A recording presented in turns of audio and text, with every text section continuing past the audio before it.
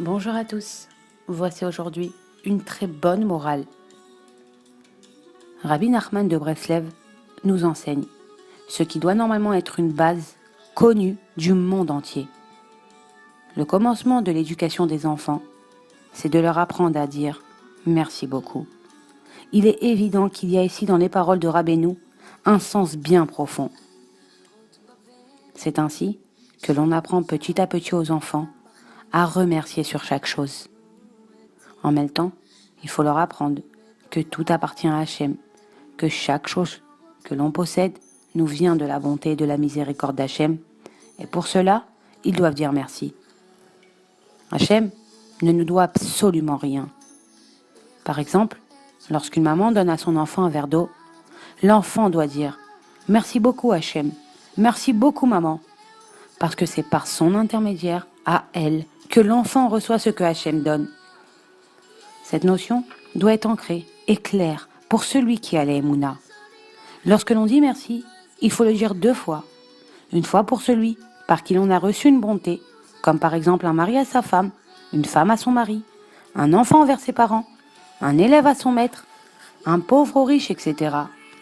Et une autre fois au Créateur, qui est la source de tout, et en particulier de la bonté reçue à ce moment précis. Une femme a apporté une chemise propre à son mari. Le mari doit la remercier pour la difficulté qu'elle a eue à laver la chemise, à la repasser, etc. Il doit ensuite remercier le Créateur qui lui a permis, grâce à sa femme, d'avoir une chemise propre et repassée. Encore un exemple. Un homme qui a reçu 1000 shekels d'une personne riche. Il doit dire à cet homme « Merci beaucoup pour ces 1000 shekels » et dire ensuite devant le riche et avec ferveur « Merci beaucoup Hachem de m'avoir donné ces 1000 shekels par l'intermédiaire de cet homme. »